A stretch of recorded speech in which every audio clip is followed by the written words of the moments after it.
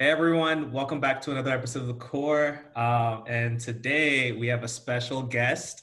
We have my friend Christina Glancy. So you all know that our Core is this space for us to work at improving our lives for young 20-year-olds, especially if you just got out of college, and really navigating this tricky space everyone likes to call adulthood.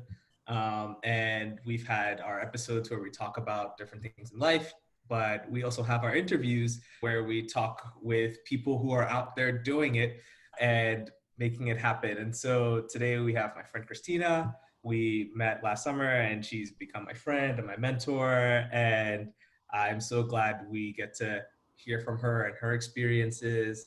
And so, yeah, Christina, if you want to introduce yourself, we can get started then. Awesome.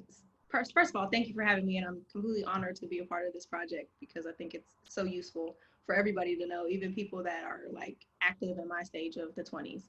But my name is Christina Glancy. I'm a marketing mind, and I specialize in providing business development and marketing strategies for people and corporations.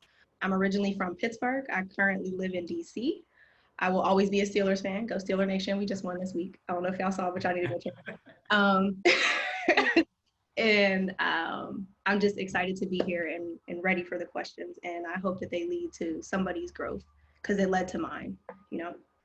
Yeah, of course. Before I get started, I'm going to say, as a Ravens fan, I am strongly against the Steelers and everything they stand for. And this year is Lamar Jackson's year, so we'll go from there. Be growth, right? We could coexist in a space Yes. and still be Right. right, but be Yes. on different sides of dimension in football. Yes. This is lesson one from adulthood. Like you could disagree and still coexist in the same space. And so I guess our first question is, what was it like graduating uh, and from undergrad into this real world that everyone calls the real world? So I would say I went to a small university and I was already working since I was 14. So I've balanced education and real world, what I thought was real world things from high school to college. I always had like two jobs or something and always had to do something extreme. So when I was in college, I took 6 classes and worked two jobs. So I think I already had, like, I thought that I had the real experience then. I think my biggest real world adjustment was moving to DC and not having the safety parameters of my family.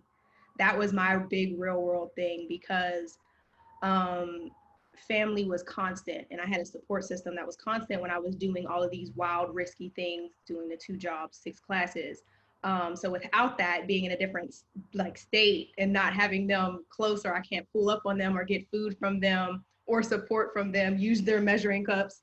It really hit me. So the transition was kind of hard because I was in a new place, in a new like area, in a new house, in a new environment. So I had to really like find my grounds, and I had to use like my core strengths, my communication skills to build a community. So that was like hard. It took me like 2 years, and I failed a lot, Yeah. but I'm still failing. That didn't stop, but I'm learning as I go. Oh my gosh. Yeah. Thank you for sharing. I think like moving away from your family, that's definitely like a really big thing. Yeah. Yeah. And And I'm I experiencing didn't that know. too. Right. I never did it before. I was born, raised, and educated in Pittsburgh. So I left Pittsburgh when I was 23. Mhm. And so I always thought, I'm like, oh, no big deal. That was one of those things. I'm like, oh, I'm going to go to a new city. I'll be fine. And Mhm. I wasn't fine. Yeah. I was not. How'd you make the big decision to leave home? Like, is it just because of work or? It was because of work. So Pittsburgh is traditionally a large medical city, and my degree is in business management. Mhm. And if I wanted to go into the job force making the amount of money that I was already making from like my current salary, I would have to be a health information focused, and I would have had to go back to Right. school, right? And that wasn't in my budget because I paid for school already. And it's like, I already paid for one degree. I don't have enough money to go to another one. I'm first generation college student. So I wasn't really thinking of the matter of fact of like, oh, you could do scholarships or you could apply for Yeah. grants. I did those things, but it really wasn't successful. And Mhm. in the time frame where I needed to do something, the best option was for me to leave Pittsburgh. Okay. And so considering money and what your specialization is, like those all sort of factored into Yeah. leaving home. And you said you came straight to DC, or did you go anywhere? No, I didn't. I came straight to DC. So I monopolized my network, right? Mhm. So I was applying for jobs for about a year outside of Pittsburgh, and I really wasn't receiving any like hits. So I was like, I tapped into my network of people like, hey, this is what I want to do with my life. Can you help me? And DC was where I got the hit. Yeah. A relative of the family, well, a person that knew somebody in my family was like, hey, I got this job for you. Just come down here in a month and just we'll see how it works. So Yeah. I've been here ever since. Well, I'm gonna with that, two things I'm picking up from that. One was you're sort of planning your move for about a year. So it's not just like you can just decide, I'm gonna leave and then go somewhere. You gotta be like looking for jobs or looking for Yeah. schools or everything. So it's a little bit of, it's not quite long term, but it's also not like leaving tomorrow type of thing. No, I didn't just pick up one day and pack up all of my things. I was actively searching for stuff, places that would help me grow. I knew that the environment of DC was very diverse in like business and had a cross in politics. I always had a knack for like doing policy. I wanted to be a lawyer. So I was like, let me see what DC has for me. Yeah. So it was out of DC, New York, and Atlanta, not for different reasons, just for what my field is. And I ended up coming to DC. Yeah, that's awesome. And then the second thing I picked up from all that was uh, the power of your network. Uh, Yes. networking it comes up a lot in this professional world. Everyone's always talking about LinkedIn and like grow your network. And could you share a little bit about like what that's like to like reach out to your network and say, hey, I'm looking to do something different, or like, or this is what I'm looking for. And like, yeah. Yeah. So everybody does say that, and it kind of seems like, where do I start, right? When I was in Pittsburgh, I didn't have a large network. It was literally my family or who I worked with at the hospital, because I used to Mhm. work at a hospital, and I would just talk to people there. You just really have to start with who you have. If you don't have a large following on LinkedIn, or if you don't have like if you don't talk to a lot of people, step outside of your comfort zone one person at a time. And that's what I did. Like, I was talking to my best friend, and then she's like, oh, hey, I know somebody here.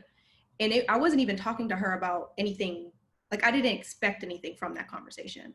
She was just saying, like, the conversation was, hey, how are you? What are you up to? And I was telling her, and she's like, oh, got it. So networking isn't so structured. Right. It could be a conversation that has nothing to do with what you're trying to do. It could be, you could be venting like I was. You can intentionally reach out to people on LinkedIn. It's so various. You just have to like figure out what you have in your network Yeah. and who is in your network or who's in your people's network. Right. Yep. Thank you for sharing that. I think what I'm getting from that is you don't have to be super connected. Just start with your family or your friends Yeah. and professors or like people at your workplace, and then from there just talk. And like it doesn't have to be this super formal No. like dearest whoever, and then you email whoever. But Now like a job.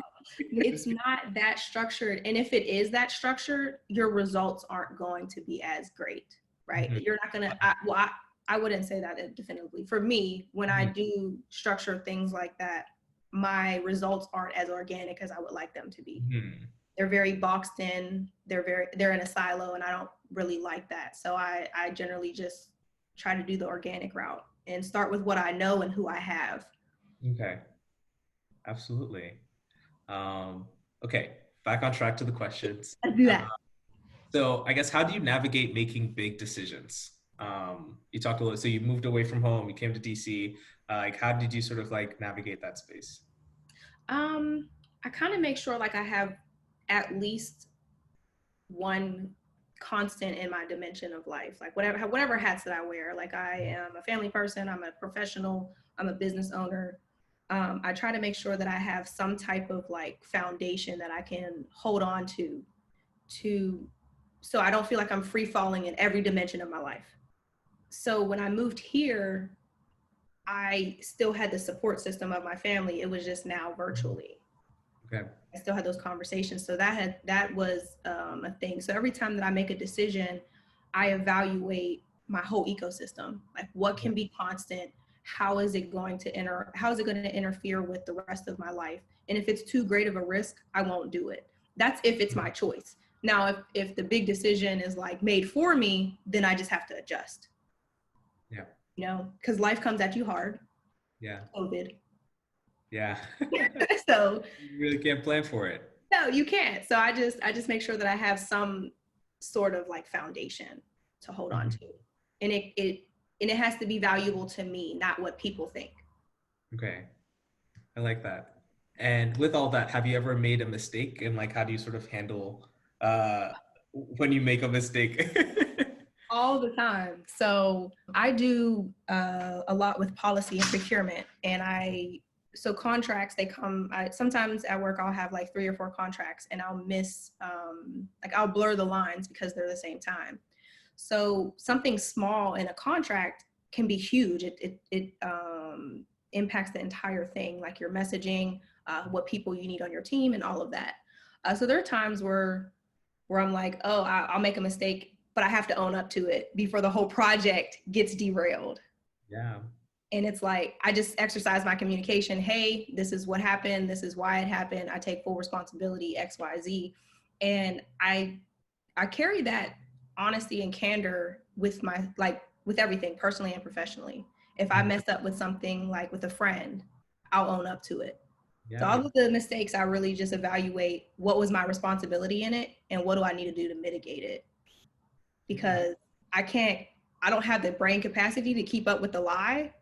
Yeah. It's easier for me to nip it in the bud. Like, Yeah. hey, No, just yeah, be straight with it and like be honest because we're all human and we all make mistakes. And if we don't give ourselves the capacity to make mistakes and be honest with each other, then like other people will also do the same with us. And so, yeah. And it's like, so from a professional standpoint, and it's like, if I can't make mistakes internally and those be accepted and caught before they get to our client, how this is like our chance to have trial and error, how we maneuver through challenges, because we're going to make mistakes with our clients. We're going to make mistakes, period. Like you said, we're human. So I humanize the process. yeah. I'm not a robot, didn't come to this earth to be one. So Yeah. No, I love that. I love that. And so you've been in DC for a couple of years now. So sort of where are you in life? And if you can sort of give any advice to folks that are coming straight from undergrad or just moving out on their own or starting new phases of life, what would you say is sort of like the most important thing, or just what sort of advice would you give? I would say operate with grace. Everybody tells you to have a plan, right? Your plan is your blueprint. It's not something like, I would say try to stick to it as much as possible, but also factor in like room for life. And then when you do face those challenges, when you do face those obstacles, operate with grace because you are human. You're gonna fail. Mm-hmm. I wouldn't like succumb to all the fear in the situations, like the spaces that are really, really big. They're outside of your comfort zone. Lean into them because that's where your growth is. Um, and that's super vague and everybody says it, but it's really the truth. Yeah. Because if you operate in fear, you're literally going to stay where you're at. If your goal is to grow, you have to make mistakes and you have to get used to maneuvering through them. You're not going to die. Like it feels like you are, and you're going to be on like uncertain waters, but that goes back to why you need something to have a foundation to hold on to when you have those hard times to push Yeah. to keep going through, you know? Right. Yeah, totally. And how about you? Like, where are you in life right now? Like, what's, Also, I am trying to figure out if what is my next move in my career, right? Um, the way COVID has happened, it's sending my job remote. mm-hmm. And traditionally, originally I came down here because this is the area where my job is. And now that my job is pretty much going to be in the cloud, I could be wherever. So I'm trying to figure out what is my next move. Right now, I'm using this whole year to evaluate what is next for me, Yeah. and like really what is next for me, and not just what I think I should be doing or what society tells me I should be doing. Okay. I have my foot in the door of having a job, and then my foot out the door with wanting to be an entrepreneur. Yeah. But I'm having tough conversations with myself to see which one is like really for me. Hmm. Yeah. Being an entrepreneur, that's a whole other ball game. It is. It really is. Like the responsibility of operating your own business is Hmm. totally different from like consulting and telling people these are the operations that you need to do. And it's like, oh, now it's the script is flipped. I have to I have to do what I tell other people to Right. do. You have And to go. then I still have to like go out and win work. So it's Yeah. like, do I want to do that? Do I want to build that? So there are like a lot of things that answers that I have to find Yeah. solutions for Yeah. this With year. that, right. With that, my mom, she just started her own business where she bakes bread. And she gives it out to stores and like she sells it and stuff. And she doesn't have like a big business background or anything. And so we had to help her, me and my sister, we had to help her. And just there's so much about going into it. Like there's Yeah, like the logistic stuff with like registering it like as an LLC and like all the paperwork, making sure that like you're set, you know, and then there's like, let's get the word out and like people should know about it and like the product and like there's just, there's so much that goes into it. And it's like, if you're not careful, it's like also like nonstop work because like it is. it's your It's own. cool. Mhm. But that's your life though. Like even I would take that example and even apply it to your life. Like your life is cyclical. Everything is going to continue to keep going. You're going to have to switch things out, um, Yeah. pick up new things. It really is hard to be an entrepreneur. But that's honestly why I can be a consultant, because everybody wants to have their own business, but they're not business minded. So having a business idea and being business minded are two different things. Yeah. But that's why that's why I have a job. So I am trying to bridge that gap, especially for like minority business owners, because I want them to achieve parity. Parity. What does that mean? So it means that they are looked at as a subject matter expert in their niche, Okay. right?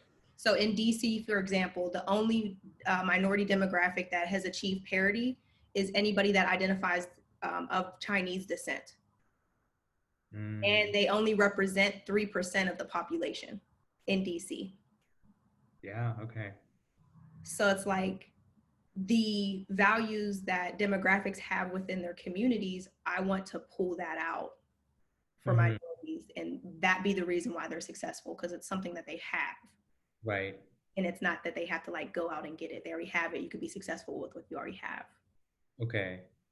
I like this. I like this. And not just, uh, I remember reading something somewhere that they said like every time I guess this is mean more like making them more like legitimate and having people trust them initially for the basis that they are, not just, oh, it's a black owned thing and so that's why I'm supporting. Rather they for example, like if it's like a bakery, like it's a black owned bakery. No, it's a bakery and like it's legitimate on its own and not just The because. black owned bakery. Like that's what Right. I want. So I want minorities to be like the apple of whatever their industry is.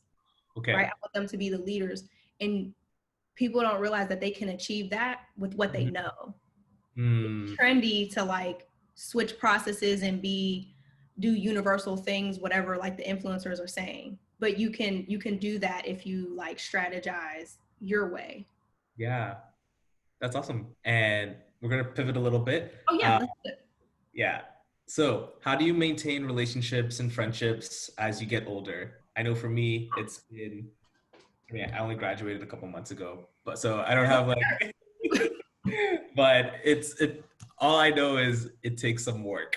And it's not easy because I can't just go down the hall and see friends or, I know in college, like everyone's just right next to each other and like, oh, we hang out, we have clubs and stuff, but now I'm physically really far away from a lot of my family and friends. And so I have to like make a bigger effort to do all that. So how's your experience I been? manage that.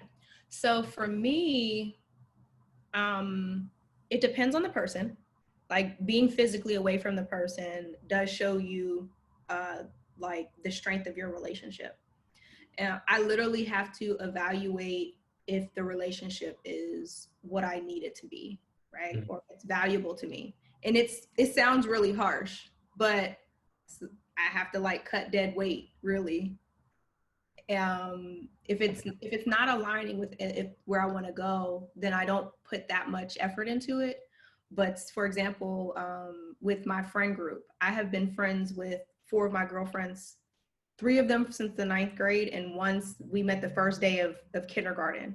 We knew each other without front teeth, so we have to stay in each other's lives, right? Yeah. But our relationship goes through its patches. There are times where we don't speak intentionally and unintentionally, but we have conversations about it. Okay. And sometimes it's stuff that we don't want to hear or don't want to say, but that's what eventually has made our like friendship grow. Yeah. Like Yeah. I literally went to therapy with my best friend. Oh, really? Yeah, we had a therapy session. She drugged me into therapy thinking that the therapist was going to snatch my edges and talk bad to me, and it ended up being her. The therapist was like, look, these are the things that you have to work on. And I'm sitting here like, plot twist. Right. So I would say scale your energy towards the relationships that you really want. And Okay. don't feel guilty if you do have to leave them for some time. Does that leaving look like, I mean, it doesn't have to be a formal, like, hey, you're not playing a big role in my life, and so I'm not gonna, no, it's just like, it doesn't mean, I guess you mean more like, you don't have to invest or like put energy in if it's taking your energy to, or like, does that make sense? If it's so hard, say if you're trying to keep the relationship where it's at, right? Like you talk to this person every day because they were like your roommate or your neighbor. Right. Those things, you don't necessarily have to talk to them every day because you're like every day isn't the same anymore. So don't feel guilty if you only talk to them once a week. Okay. Or a text takes 3 weeks to answer, right? Because in real life, that's what it takes. People aren't going to answer your text messages in 30 seconds like they used to when they didn't have jobs or like 2 jobs, or they're in a different intensive program. Because right now where you're at, people are either going to go get a job, they're going to go back into their master's programs, they might be doing like abroad type of things. They might be picking up their life that they had before college or going into incubators. Everybody's going a different route. So you have to adjust, and you're gonna experience some turbulence, but you'll get through it. And also when you mentioned like going to therapy with your friend, I feel like that's such a big step. I feel like you both have to be like committed to each other. Like we really want this friendship to work. Like good, like we're going together. Yeah, I was totally for it, because for her, I don't view her as just my best friend. I see her as a sister that I chose, you know? So I really wanted to figure out, her and I having the conversation, we were just butting heads, right? So we were so trying to figure out, we were so busy trying to get our point across that we weren't listening to the other person. Yeah. So everything became a debate, and it's like, we shouldn't be arguing over socks. Like, it's not that real. What is the deeper issue, right? There's something there. We gotta. There's something there. Like, what is it? And then, so that therapy session, we didn't have to go back, or we didn't have to like continue on. But it did open up that we weren't listening to each other and what we were saying. So now we don't really communicate through text that much. We'll call each other if it's something. We'll communicate small things through text, and then if it's huge or if it might get misconstrued through a text message, we'll call each other like, hey, this is what I meant. Yeah. And then we're also more vulnerable to say, hey, when you did this, it hurt my feelings. So you also have to be a little bit more vulnerable when you're not physically in the space with somebody. Like, for example, if you don't hear from one of your good friends for 2 weeks and it hurts your feelings, you literally have to tell them that. And it's a new realm. Right. And you have to be okay if they don't see it that way. But you've spoken your piece, you've gotten it off of your energy. You're not going to pent it up and hold it against them in the next few conversations you have, right? Right. Yeah. So you have to That's be more vulnerable. Yeah, that's challenging. And like, I know for me, like as you're saying all this, I'm here thinking of like I have examples in my head, and I'm like, oh my gosh, like. Because you know your feelings have been hurt when you haven't heard from somebody. I mean, Right. me too.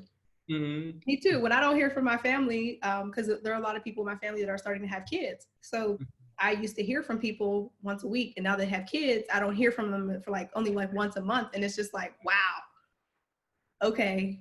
But I Well, have to tell them like, hey, this hurts my feelings, but I'm okay right. if we I'm not talk. blaming you for having kids, and no, that's Yeah, not yeah, it. I'm not blaming you for having your life, right? Right. But Right. it did hurt my feelings, and I want to be honest about that because I don't want to hold anything against you Mm-hmm. moving forward Okay. subconsciously, you know? Mm-hmm. Just being more honest and being more vulnerable in our relationships, especially the ones that mean a lot to us. Yeah. Yeah. Okay, I got two quick questions. Okay, let's do it. Okay, so one is on here and is how important is social media really to creating opportunities for yourself? So like Twitter or Insta or like LinkedIn. I know we talked about LinkedIn briefly a little bit, but right now, like everyone my age, we're sort of like creating professional Twitter accounts, and but we would normally just use Twitter just for like banter and all that stuff. Like, I guess like the bigger question is just like, how do we like create or this virtual image of who we are, and how do we like put that out there? So you have to identify one thing, social media and creating your own professional accounts and your own professional narrative, that'll set you apart from your competition. Regardless of what friends you have at work or how kosher you think it is, everybody in your department, in your office is all competing for the same pot of money that is allotted, right? So social media helps you set yourself apart. It also helps you create your own narrative, right? Your resume tells people what they want to hear about you because Okay. you tailor it to their keywords. Right. Your LinkedIn profile, your Twitter, your Instagram, those are what you tell about yourself. That's the narrative that you put out into the universe yourself, and you control that. So I think that's what I like about social media, and that's what I use for my professional.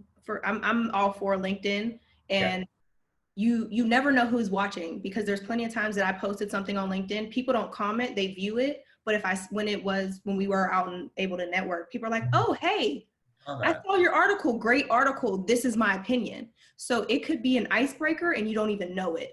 Mm-hmm. And it doesn't have to be like operating it like a business. You could repost an industry blog, put your opinion piece on it, and that's it. But that shows your ability to articulate what your service line is, whatever your industry is. It allows you to create that narrative. And I'm huge on that because I want to be able to negotiate my salaries when I go in the door to my employers or when I have like the annual reviews. I want to Yeah. have hard facts that I own, that I can control the narrative to Mm-hmm. support my argument to get more money Okay. or more opportunities. Okay. So I would figure out if anybody is trying to struggle on what they should do or they don't see value in it right now, when you are at your like entry level positions or when you are trying to figure out where you want to go, you should start it now. Okay. Even if it is like, say if you had a dissertation or something similar to that with your Mm-hmm. service line, break it apart and post those things in LinkedIn, maybe spread it out over a month. Oh, okay. Yeah, because people There you have posts. Because I yeah, was you like, I have don't know. posts and it's work that you've already done. And it's Yeah. an opinion that you already formulated. You just have to like break it down. And if you have 3 tips in there that you can pull out, do that. And it Mm-hmm. shows people outside of your network Yeah.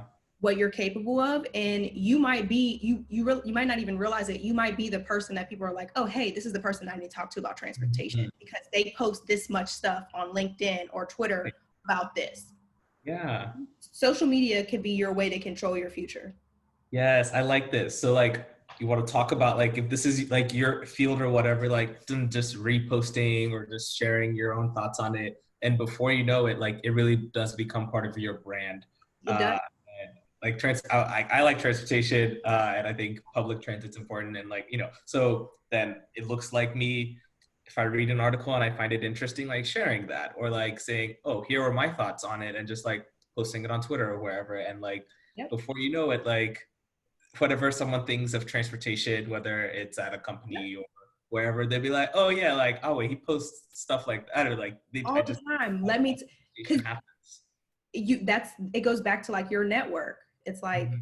this is what you tell this is who you tell your network you are. Mm-hmm. And this is what you want to eventually make money off of, and you want to continue to build your career off of. At this point, you've already invested so much money or time in getting your degree. Why not go the extra step and tell the world what you know? It might take an extra however long, a few hours a week, or if you batch it, it might take like a 1 day out of a month, but Okay. it will be vital to your career, especially now that everything is online. Mm-hmm. Okay, I appreciate that advice. That's really awesome. Yep. And before we wrap up, any last bits of advice you want to give to anyone? It could be anything related. It could be like super professional or just like go out and have fun or like learn how to cook or like anything, like any sort of. I would say like the one thing that I want everybody to know is like, just be authentic, be yourself. Like Mhm. there are certain things that your industry may, there are certain characteristics that your industry or people want you to have. Always intertwine that with who you are. Mhm. Like for example, when you and I had a conversation before in front of somebody, we were talking about a project manager, Mhm. and you remember you were asking me how he operates, and I told you he's really direct, and Yeah. you have to like be okay with that or not, but you Right. have to make your choice, right? And then he walked in and he was Yep. like, hey, what you guys doing? And we're like talking about you. Uh, Face turned red, oh my right? God. But I'm a direct communicator. So that's an example of like, be who you are and Mhm. people will adjust. Yeah. So just don't forget yourself in this whole process of like trying to fit into adulthood, your profession, all Yeah. of that. Okay. I think that's important. And I think it's important for everyone else to also, um, so for all my listeners, like do the work to figure out who you are. Yeah. Uh, and like, if that means journaling or like Yes. going to therapy or like connecting with like close friends and families and like exploring and like doing something different to figure out who am I, like who is my authentic self, then you should do that work now. And like, because like we're young and we have the opportunity to make mistakes, and so like go and do the work. Do you want to add anything to that? Yeah. It boiled down to work harder on yourself than you do on your job, because it'll show. It might not be immediate payoff. It will absolutely not be immediate payoff. It's going to be hard, but it will be worth it. Mm-hmm. You'll sit down one day and you'll have that aha moment, like, oh, Yeah. I was vulnerable for this long for this reason. It's never going to make sense until you have that aha moment, and I can't tell you when that will be, but definitely work hard on yourself. Yes, I love it. Well, everyone, thank you much for tuning in. Christina, I'm so glad you were able to make the time for this. I really appreciate this. I appreciate you and all your advice. And I appreciate how our relationship has grown, and I'm looking forward to seeing who you become and like how you change the world. I'm excited for this journey. Thank you yes, for bringing me along. of course, of course. Um,